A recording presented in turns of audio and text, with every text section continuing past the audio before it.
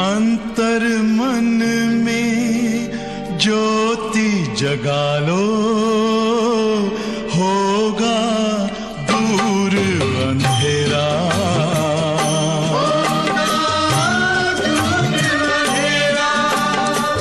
शिव का कर लो ध्यान, आ रहा पावन पुण्य सवेरा।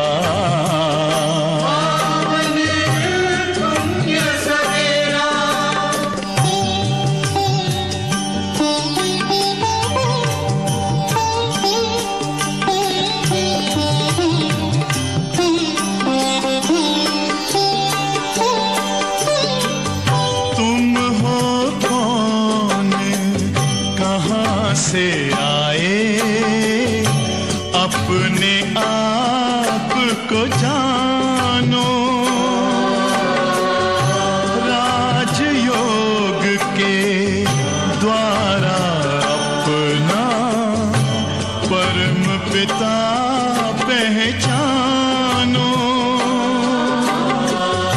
इसी राजपथ पर चलकर पालो अपना बसेरा।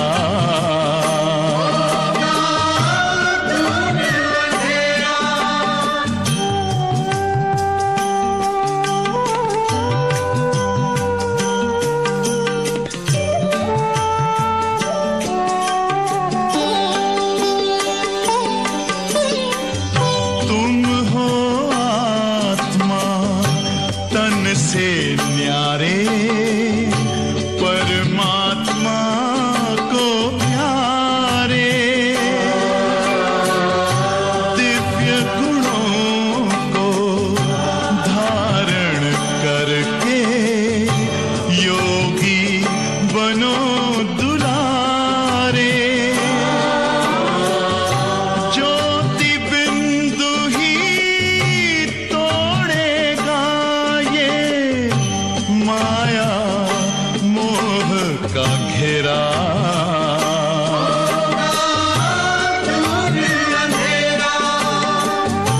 अंतर मन में ज्योति जगा लो, होगा दूर अंधेरा।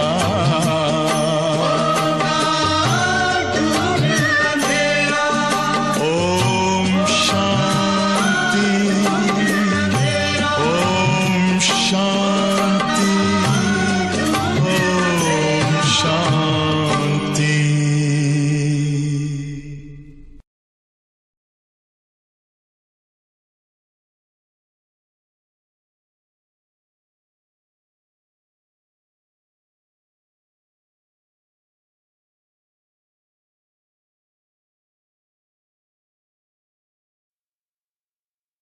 ओम शांति। मुरली की तारीख है 23/6/2021। बाबा कहते हैं कि मैं आया हूँ तुम बच्चों की आत्मा में जो कीचड़ा पड़ गया, विकारों का कीचड़ा कहो, जिस कारण से हम पाप करते गए, आत्मा हमारी पतित बनती गई। तो बाबा कहते बच्चे वो कीचड़ा निकलेगा बाबा की याद से। तो याद के ऊपर बाबा हमें बार बार अंडरलाइन कराते हैं, बच्चे विकर्म विनाश होंगे बाबा की याद से। अगर विकर्म विनाश नहीं हुए तो फिर धर्मराज की सजाएं खानी पड़ेगी, क्योंकि अभी दुनिया में सब शांति चाहते हैं और शांति मिलती है शांति धाम में, वो विश्रामपुरी है। हर एक आत्मा चाहती है कि बस अभी मैं जाऊं अपने घर, विश्राम करूं। तो मैं तो तुम बच्चों को लेने आया हूँ, तो उस शांति धाम में आत्मा पवित्र बने बिना जा नहीं सकती है। तो अगर बाबा की याद में हमारी कमी रह गई, विकर्म रह गए, हिसाब किताब रह गया, तो वो चुकतू करना पड़ता है। इसीलिए बाबा ने हमें गोल्डन चांस दिया कि जितना हो सके बाबा की याद से विकर्म विनाश करो और सजाओं से मुक्त हो जाओ। क्योंकि बाबा अभी हम बच्चों के लिए देखो कितनी सुंदर दुनिया भी तैयार कर रहे, नई दुनिया, सोने की दुनिया। बाबा ने एक पॉइंट ये भी बताई है कि देखो भारत में न ज्यादा सोने की वैल्यू है, सोना पहनना ये जो शौक है ये भारतवासियों में ज्यादा है। आजकल भारतवासी भी क्या करते हैं, वेस्टर्न को फॉलो करते तो ज्यादा सोना पहनते नहीं है, लेकिन पहले के जमाने में आप देखेंगे तो नारी जो है उसका श्रृंगार सोना। तो भारतवासियों को सोने से बहुत प्यार है, क्योंकि हम ही भारत में जब सतयुग में राज्य करते तो सोने के महल होते। बाबा कहते जैसे ईंटें यहाँ रास्ते में पड़ी रहती है ना, वैसे सतयुग में सोना रहता है। तो कितना बाबा हम बच्चों को धनवान बनाते हैं। तो ऐसा हमें अपने को योग्य बनाना है, लायक बनाना है। तो मीठी मीठी शिक्षाएं बाप दादा की मुरली द्वारा सुनेंगे। मीठे बच्चे, याद से आत्मा का किचड़ा निकालते जाओ। याद से आत्मा का किचड़ा निकालते जाओ। आत्मा जब बिल्कुल पावन बने तब घर चल सकती है, बिल्कुल पावन। थोड़ा भी कुछ रिंचक मात्र भी पतितपना, अपवित्रता, विकर्म रह जाएगा, वो नहीं जा सकता। कंप्लीट पवित्र बनना पड़ेगा, या बाबा की याद से, या फिर हिसाब किताब चुकतू करना, सजाएं खाना। प्रश्न है, इस अंतिम जन्म में बाप के किस डायरेक्शन को पालन करने में बच्चों का कल्याण है? इस अंतिम जन्म में बाबा के किस डायरेक्शन का पालन करने में ही बच्चों का कल्याण है? उत्तर है, बाबा कहते मीठे बच्चे, इस अंतिम जन्म में बाप से पूरा वर्षा ले लो। बुद्धि को बाहर भटकाओ मत। आदत पड़ गई 63 जन्मों से हम देह अभिमानी बन करके चल रहे हैं, तो बुद्धि बाहर भटकती है। प्रभु में भी देखो लोगों की बुद्धि नहीं लगती ना, यही कहते मन भटकता है, परमात्मा को याद करते हैं, याद ठहरती नहीं है। तो बाबा ने हमको ठिकाना दिया। तो बाबा कहते बुद्धि को भटकाओ नहीं, विष को छोड़ अमृत पियो। इस अंतिम जन्म में तुम्हें 63 जन्मों की आदत मिटानी है। कौन सी आदत मिटानी है? देह अभिमान वाली। इसीलिए रात दिन मेहनत करो। किस बात में? देही अभिमानी बनने में। ये दिन रात मेहनत करनी पड़ेगी, क्योंकि 63 जन्मों के हिसाब हमें से एक जन्म में चुकतू करने हैं। अच्छा, ओम शांति। शांति धाम विश्रामपुरी है। कितना अच्छा नाम दे दिया। वो नाम लेने से ना यहीं जैसे उसकी महसूसता होती है विश्राम की, सुख मिलता, अतीन्द्रिय सुख, आनंद। वाह, हम अपने घर जाएंगे, शांति ही शांति है। तो बाबा कहते शांति धाम को कहते विश्रामपुरी। इस दुनिया से सब थके हुए हैं। प्रैक्टिकल में एक एक व्यक्ति को पूछो, हर एक अपने जीवन में थक चुका है। क्योंकि भले किसके पास अगर धन भी है, सुविधाएं भी है, तो अन्य समस्याएं, अन्य परिस्थितियां, परीक्षाएं, परिस्थिति चलती ही रहती है। सब थक चुके। बीमारियां देखो कितनी लगी हुई है, तो बीमारियों से भी लोग थके हुए हैं। तो बाबा कहते हैं सारे दुनिया के लोग सब थक चुके हैं और चाहते हैं कि हम अपने सुखधाम में जाएं। ये दुनिया अच्छी नहीं लगती है। किसको अच्छी लगती है कलयुगी दुनिया? बताओ। वर्तमान जो दुनिया में समस्या चल रही है, कितना सबको भय है, चिंता है, स्ट्रेस है। आज घर चलाने को कितना प्रॉब्लम आ गई, नौकरी छूट जाती है, पेमेंट पूरी नहीं मिलती है, दुकान में धंधे नहीं है क्योंकि लोग भी बाहर नहीं निकलते हैं, तो कितनी चिंताएं हैं, जीवन को चलाना मुश्किल हो गया। तो ये दुनिया अच्छी नहीं लगती। स्वर्ग को देखते हैं तो नर्क से दिल कैसे लगे। और बाबा ने हम बच्चों के आगे स्वर्ग की दुनिया की नॉलेज दी, वर्णन किया और प्रैक्टिकल में स्थापना कर रहे। तो हम बच्चों के सामने, हमारी आंखों के सामने स्वर्ग भी है जो कल आने वाला है, और आज की दुनिया जो कलयुग नरक है वो भी आंखों से देख रहे। तो हमें क्या अच्छा लगता, स्वर्ग ही अच्छा लगेगा। याद आएगा कि जल्दी जल्दी हम बाबा के साथ घर जाएं और स्वर्ग में जाएं। कहते बाबा जल्दी करो, इस दुख दाम से ना हमको लेके चलो। दिल से बच्चे पुकारते, मनुष्य भी पुकार रहे, भगत भी पुकार रहे कि अभी हम थक चुके हैं, और बच्चे भी कहते बाबा अभी बस हो गया, अब हमको अपने घर लेके चलो। तो बाबा भी समझाते हैं ये तो छीछी दुनिया है, इसका नाम है डेविल वर्ल्ड, राक्षसों की दुनिया है, आसुरी दुनिया, नरक है। अब ये कोई अच्छा अक्षर है क्या?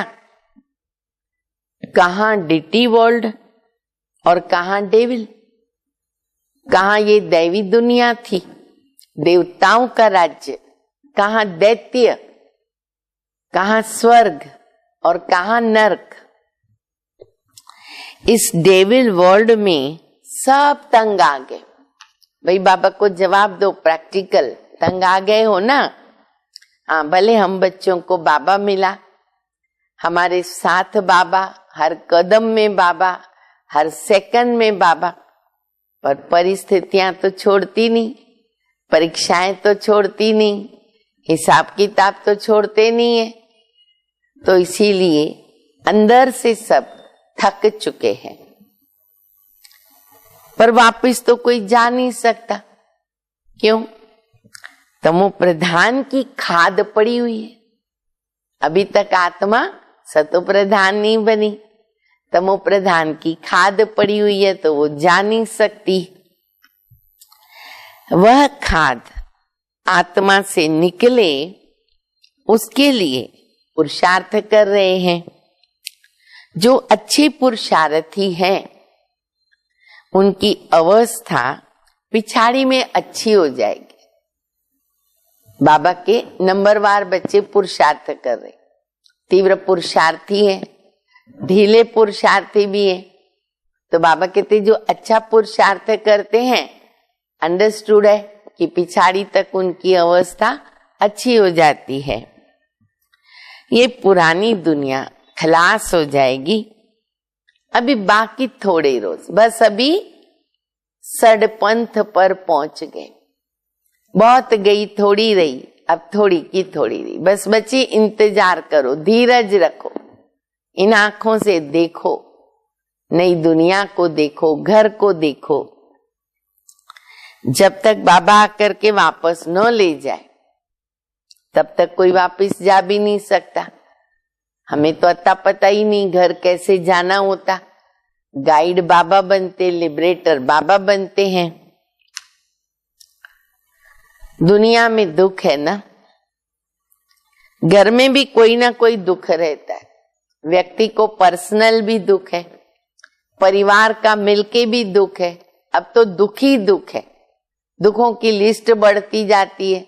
बहुत बरस पहले बाबा ने कहा था दुखों के पहाड़ गिरेंगे, अब गिरना शुरू हो गए। तुम बच्चों के दिल में है, बाबा अब हमें दुखों से छुड़ाने आए। जो अच्छे निश्चय बुद्धि है वह बाबा को याद करना कभी भूलते नहीं। उनको कहा जाता सर्व का दुख हरता, बच्चे ही पहचानते हैं। अगर सब पहचान लेवे तो इतने सब मनुष्य यहाँ कहाँ करके बैठे। ड्रामा बहुत अच्छा बना हुआ है, देवता धर्म की आत्माएं बाबा के बच्चे बनते हैं। बाबा कहते अगर सारे आ जाए, भगवान आ गया, पहचान लेवे तो कहाँ करके बैठेंगे। तो ये भी ड्रामा बना हुआ है। अब ये तो हो नहीं सकता, तो इसीलिए ड्रामा में युक्ति ऐसी रची हुई है। जो श्रीमत पर चलते वो ऊंच पद पा सकते हैं, वो तो ठीक है। सजाएं खाकर भी शांति धाम अथवा पावन दुनिया में जाएंगे, क्योंकि वहां जाने का फाइनल प्रोग्राम है ड्रामा में, वो बदल ही नहीं हो सकता।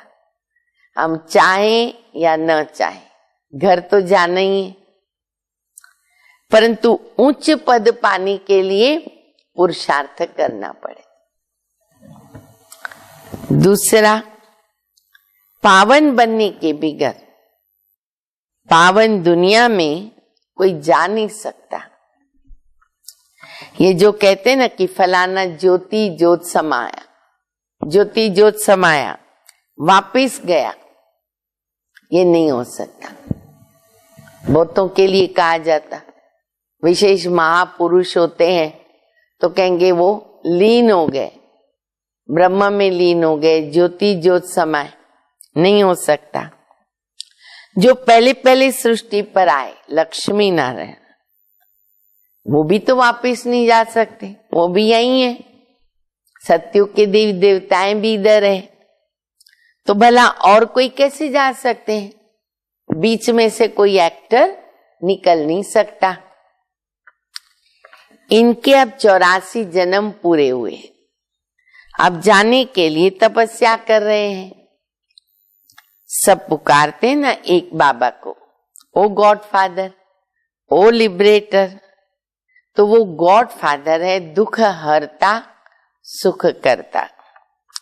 कृष्ण आदि को थोड़ी पुकारते हैं।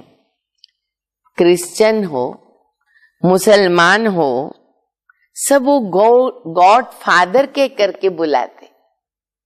बाबा कहते भगवान, फादर, परमात्मा, अल्लाह, ये नाम से मुझे याद करते हैं। आत्मा बुलाती है अपने फादर को। फादर कहते तब है जब समझते हम आत्मा है, क्योंकि शरीर का फादर तो सबका है ही है और वो सबको मालूम है। उसके बावजूद भी मुझे फादर कहते हैं, तो थोड़ा तो रियलाइज होता होगा कि अंदर जो हमारी आत्मा है शरीर में, उसका वो फादर है। आत्मा भी तो कोई चीज है ना, आत्मा कोई बड़ी चीज नहीं है, वो तो एक स्टार है, अति सूक्ष्म है। जैसे बाबा वैसे आत्मा का स्वरूप है। अब तुम बाप की महिमा करते हो, बाबा की महिमा सत्य है, चैतन्य है, आनंद के सागर, ज्ञान के सागर हैं। तुम्हारी आत्मा भी उनके समान बनती है। तुम्हारी बुद्धि में सारे सृष्टि के आद मध्य अंत का ज्ञान है, और कोई मनुष्य मात्र में ये ज्ञान नहीं है। सारा भारत, सारी विलायत ढूंढ के आओ, कोई को पता नहीं। पूरी दुनिया ढूंढो, बाबा को पहचानते ही नहीं, जब तक कि बाबा खुद ना आवे, खुद हमें परिचय देवे। आत्मा 84 जन्मों का पाठ बजाती है। 84 लाख इम्पॉसिबल, 84 लाख जन्मों का कोई वर्णन भी नहीं कर सकता, याद भी नहीं है, वर्णन करना भी मुश्किल। बाबा कहते तुम अपने जन्मों को नहीं जानते हो, हम सुनाते हैं। वह सब सुनते हुए भी पत्थर बुद्धि समझते नहीं, कि 84 लाख जन्म अगर होना तो कोई सुना कैसे सकता है? कितनी लंबी चौड़ी कहानी हो जाएगी, पूरी भी नहीं हो जल्दी, याद कैसे रह सकती है? अभी तुम जानते हो कि हम ब्राह्मण हैं, हमने 84 जन्म लिए, ब्रह्मा ने भी 84 जन्म लिए। अच्छा, विष्णु ने कितने जन्म लिए? हाँ बोलो, बाबा को जवाब दो। ब्रह्मा ने 84 जन्म लिए, तो विष्णु ने कितने लिए? विष्णु ने भी 84 जन्म लिए, क्योंकि ब्रह्मा सो विष्णु, विष्णु सो ब्रह्मा, ब्रह्मा सो विष्णु, विष्णु सो ब्रह्मा। लक्ष्मी नारायण 84 जन्म लेकर अंत में क्या बनते हैं? बोलो, बाबा को बताओ। ब्रह्मा सरस्वती। यह भी समझने की बात है ना। बाबा कहते हर 5000 वर्ष के बाद आकर के समझाता हूं। 5000 वर्ष का चक्र है। अभी तुमने वर्णों का राज समझा, हमसो का अर्थ भी समझा। एक एक बात बाबा बता रहे।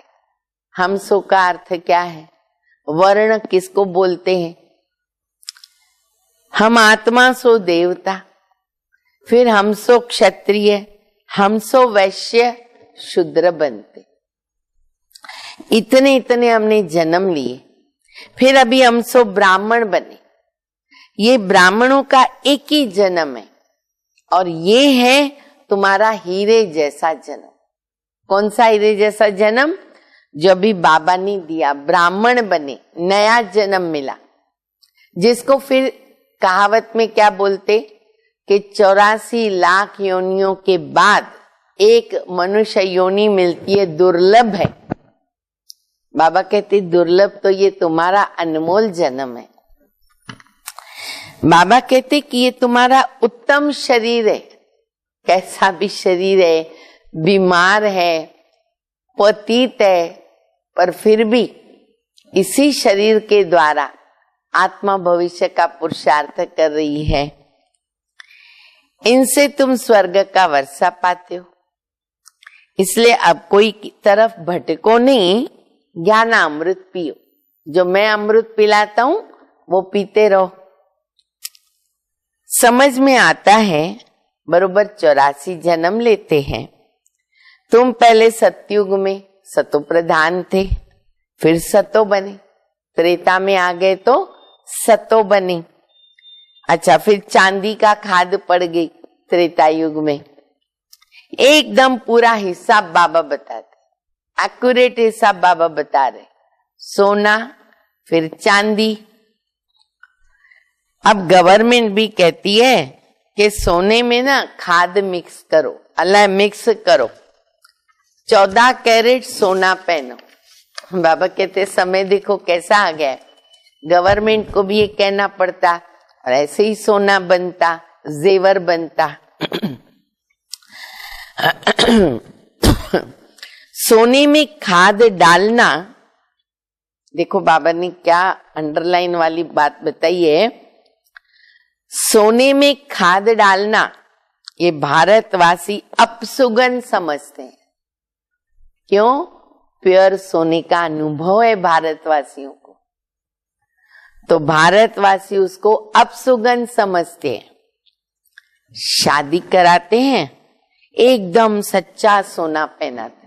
पहले का जमाना था, अभी तो बहुत सब मिक्स हो गया। अभी तो सोने के साथ जूठा जरूर पहनते हैं। वंडर है ये भी। सोना भी पहनेंगे, बीच में जूठा पहनेंगे, फिर सोना पहनेंगे, अलग अलग फैशन चलता रहता है।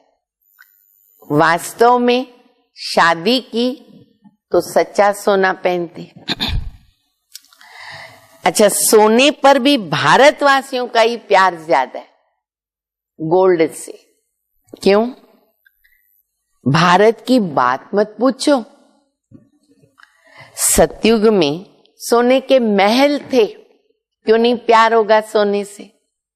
सोने के महल थे, सोने की ईंटें थी, ईंट जिनसे मकान बनता, वो भी सतयुग में सोने की होती है। सोचो, कल्पना करो, अभी तो इतनी छोटी सी वो सोने का बोलते, वो ईंट बोलते हैं, और वहां तो कितनी बड़ी बड़ी सोने की ईंटें होती है। जैसे यहाँ ईंटों की ढेर लगी रहती है ना, मिट्टी की, सीमेंट की जो ईंटें बनती है, अरे वहां तो सोने चांदी की ढेर रहती है, कोई वैल्यू ही नहीं, इतनी रहती है। माया मच्छंदर का खेल दिखाते हैं। उसने सोने की ईंट देखी, सोचा ले जाऊं, नीचे उतरा, देखा कुछ भी नहीं हाथ में, तो कुछ न कुछ बात लगती है। कैसे लगती है बाबा बता रहे, बच्चियां समझती है अभी हम फिर से स्वर्ग में जाते हैं। देखो वो संदेशी जब भी भोग में जाते हैं ना, भोग लेकर के बाबा के पास, तो ऐसे बाबा उनको दिखाते थे ईंटें, तो उनको दिल करती हम नीचे लेके जाएं, साथ में जाकर के दिखाएं, पर नीचे आएंगे हाथ में कुछ भी नहीं रहेगा, मुख से वर्णन कर सकते, तो ये खेल बताते। ऐसे ही बाबा बहुत अच्छे अच्छे फल फूल सुबीरोस क्या नहीं दिखाते वतन में, दिल करता नीचे लेकर के आए, पर यहाँ तो ला नहीं सकते, ये तो साक्षात्कार है। तो बाबा कहते हैं कि ऐसे सोचा नीचे ले जाएं, नीचे आए तो कुछ भी नहीं। अभी हम फिर से ऐसे स्वर्ग में जाते हैं। फिर अगर पति आदि तंग करता है तो बिचारी अंदर में रोती है, बंधन वाली माता, कब हम सुखधाम में जाएंगे, बाबा आप जल्दी करो। तो बाबा को अंदर से कहती है बाबा अभी जल्दी करो। बाबा जवाब देता है, देखो बाबा कितना अच्छा जवाब देते। ये जो कहते हैं ना बाबा से रूरियान करना, तो कईयों को समझ में नहीं आता है कि बाबा से रूरियान योग में क्या करे, कैसे करे, कैसे बाबा से बातें करे। बाबा वो भी मुरली में सिखाते हैं। तो केवल ज्ञान का वर्णन नहीं करना है, बाबा से रूरियान करो, मीठी मीठी रूरियान।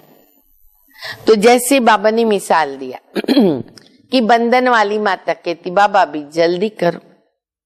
बाबा कहते बच्चे जल्दी कैसे करूं, पहले तुम योग बल से अपना किचड़ा तो निकालो, मैं लेके कैसे जाऊंगा, पवित्र बनना पड़ेगा, आत्मा को सतो प्रधान बनाना पड़ेगा।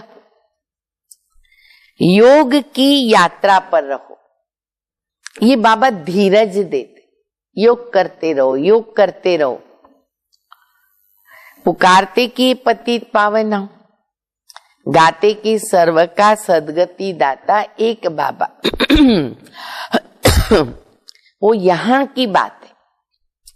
अकासुर बकासुर ये सब बातें ना संगम युग की है, क्योंकि जो पवित्रता में विघ्न डालते हैं ना, बाबा कहते वो अकासुर बकासुर, क्या कहेंगे उनको, कहते सर्व का सदगति दाता एक है। तो ये अकासुर बकासुर संगम की बात है, ये आसुरी दुनिया है। तो बाप समझाते मैं कल्प कल्प संगम पर आता हूं, जब सारा झाड़ जर्जरी भूत अवस्था को पाता है। तुम जानते हो सतयुग में हर चीज सतो प्रधान होती है। यहाँ इतने पंछी जानवर हैं, वहां पर सब इतने नहीं होंगे, थोड़े से होंगे, बहुत अच्छे अच्छे होंगे। बाबा ने बहुत अच्छी मुरली चलाई थी, स्वर्ग की दिनचर्या, कैसे पंछी उठाते हैं, सुलाते हैं। बड़े आदमियों के पास सफाई अच्छी रहती है ना, आज भी बड़े लोगों के पास जाओ, भले करने वाले सर्वेंट है, पर घर तो स्वच्छ रहता है, उन्हों के रहने का स्थान अच्छा, फर्नीचर भी बहुत अच्छा रहेगा। जितना बड़ा आदमी होगा, धनवान होगा, नेचुरल है, फर्नीचर भी वैसा रखेगा। तुम भी इतने ऊंचे देवता बनते हो, हमारे से ऊंच तो कोई है नहीं, तो हमारा फर्नीचर कैसा होगा? वहां सोने का फर्नीचर कितना सुंदर और कितनी सफाई। वहां ऐसी कोई छीछी चीज हो ही नहीं सकती, रह ही नहीं सकती है। यहाँ तो मच्छर आदि अनेक प्रकार की बीमारियां, कितनी गंदगी रहती है। अभी देखो कितने कीड़े मकोड़े, काकरोच, मच्छर कहां से घुस के आते। कितना भी पेस्ट कंट्रोल करो, दवाइयां डालो, कोई फर्क नहीं पड़ता।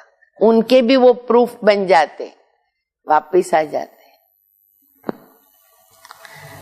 हाँ, गांवों में इतना गंद नहीं रहता, बड़े बड़े शहरों में बहुत गंदगी रहती है, क्योंकि बहुत मनुष्य हो गए, रहने की जगह नहीं, तो नेचुरल है गंदगी बढ़ती है। तुम सारे विश्व के मालिक बनते, कितने थोड़े से हम बाबा के बच्चे पूरे विश्व में छाए हुए, तो सोचो कितना छोटा परिवार। मनुष्य गाते हैं, एक कहावत है, घट में ब्रह्मा घट में विष्णु घट में 9 लाख तारे। बहुत अच्छी कहावत है। घट में ब्रह्मा घट में विष्णु घट में 9 लाख तारे। ब्रह्मा सो विष्णु बनता, विष्णु के साथ फिर सितारे भी हैं। सतयुग में ये देवता बनते हैं तो इतने थोड़ी होते हैं, झाड़ पहले छोटा होता है फिर वृद्धि को पाता है। सतयुग में तो बहुत ही थोड़े होते हैं, मुट्ठी जितने मनुष्य। सुना सभी ने, देखो बाबा क्या बोलता है, ये हाथ की मुट्ठी इतने ही मनुष्य होते। और अभी देखो मनुष्य ही मनुष्य लगे पड़े। इतने के लिए गंगा जमुना तो है ही ना, उन नदियों के ही तो आसपास रहते हैं, बाकी सब खाली पड़ी रहती है जगह। हाँ, जगह ही जगह है वहां पर। 5 तत्व देवताओं के गुलाम होते हैं। कितनी स्वर्ग की बातें बाबा बता रहे। कभी भी बेकायदे वहां बरसात भी नहीं पड़ती है, सब कायदे वाली दुनिया। कभी नदी उछल नहीं खाती है, नाम ही स्वर्ग है फिर और क्या। आप कहते स्वर्ग की आयु इतने लाखों वर्ष। अच्छा भला वहां कौन राज्य करते थे ये तो बताओ, कितने गपोड़े लगाते हैं। तुम जानते हो, हम कल्प पहले मुआफक ये पाठ बजा रहे। रुद्र ज्ञान यज्ञ में अनेक प्रकार के असुरों के विघ्न पड़ेंगे, नियम में विघ्न पड़ेंगे। फिर मनुष्य समझते असुर लोग जो ना गंद गोबर डालते, वो समझते ये विघ्न पड़ते थे, परंतु नहीं। तुम देखते हो कितने विघ्न पड़ते। अबलाओं पर अत्याचार होते, तब तो पापों का घड़ा भी भरेगा।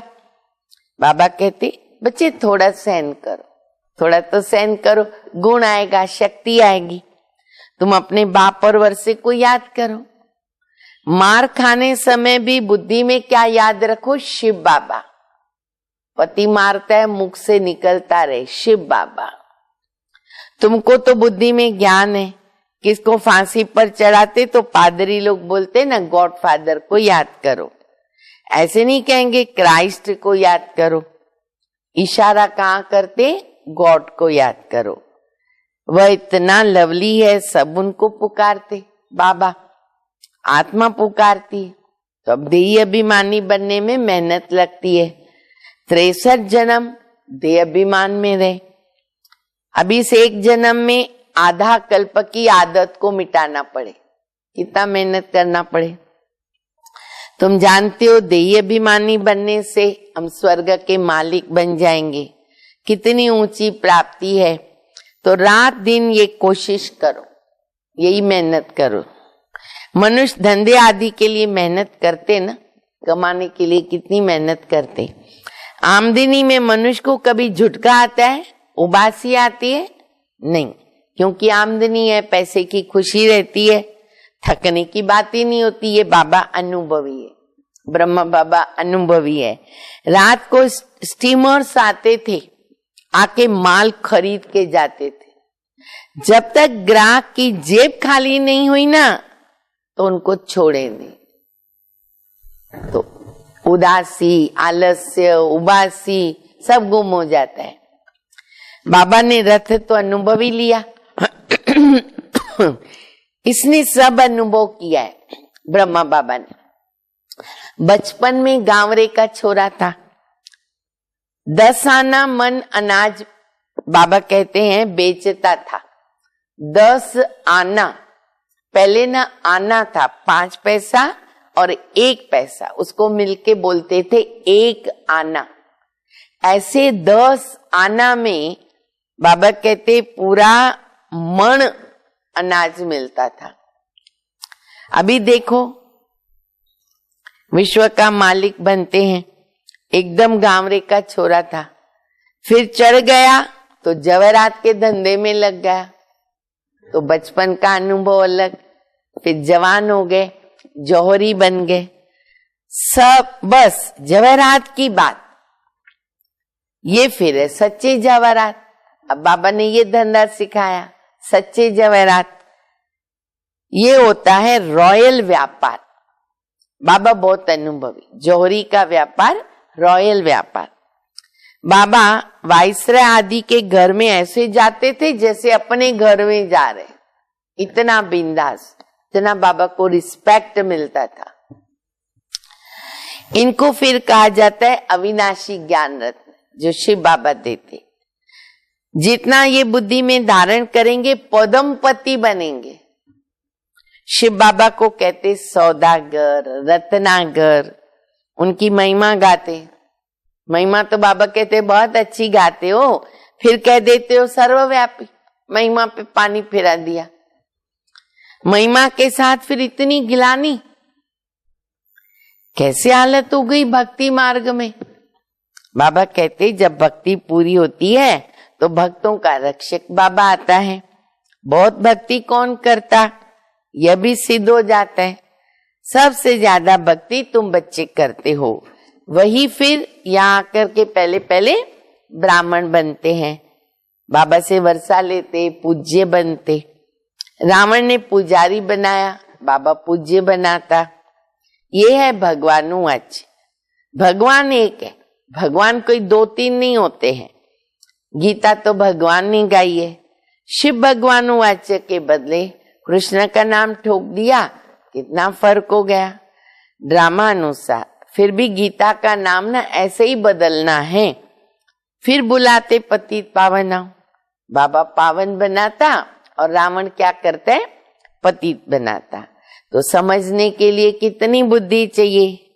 श्रीमत श्रेष्ठ ते श्रेष्ठ मत एक बाबा देते। ये लक्ष्मी नारायण स्वर्ग के मालिक कैसे बने, बाबा की मत से। और हमें भी ऐसे बनना है तो क्या करना पड़े, कंप्लीट श्रीमत पर चलना पड़े। अच्छा, मीठे मीठे सिकिल दे बच्चों प्रति माता पिता बाप दादा का याद प्यार। Good morning. रूहानी बाप की रूहानी बच्चों को नमस्ते। हम रूहानी बच्चों की रूहानी बाप को, माता पिता बाप दादा को याद प्यार, गुड मॉर्निंग और नमस्ते। धारणा के लिए मुख्य सार है पहला, इस एक जन्म में 63 जन्मों के पुराने देह अभिमान की आदत मिटाने की मेहनत करें। देह अभिमानी बन स्वर्ग का मालिक बनना है। दूसरा, इस हीरे तुल्य उत्तम जन्म में बुद्धि को भटकाना नहीं है, सतो प्रधान बनना है। अत्याचारों को सहन करके बाबा से पूरा वर्षा लेना है। वरदान, सोचना बोलना करना तीनों को समान बनाने वाले सर्वोत्तम पुरुषार्थी भव। सभी शिक्षाओं का सार है कि कोई भी कर्म से, देखने उठने बैठने चलने सोने से फरिश्तापन दिखाई दे। हर कर्म में अलौकिकता, कोई भी लौकिकता कर्म या संस्कारों में न हो। सोचना करना बोलना सब एक समान। ऐसे नहीं कि सोचते तो थे ये करें लेकिन ऐसे हो गया। जब तीनों एक समान और बाप समान, तब कहेंगे श्रेष्ठ सर्वोत्तम पुरुषार्थी। स्लोगन है जिम्मेवारी उठाना अर्थात एक्स्ट्रा दुआओं का अधिकारी बनना। कई जिम्मेवारी उठाने से डरते घबराते हैं। बाबा के घर में जिम्मेवारी ज्यादा से ज्यादा उठाना माना एक्स्ट्रा दुआओं के हम अधिकारी बनते, दुआएं मिलती रहती है।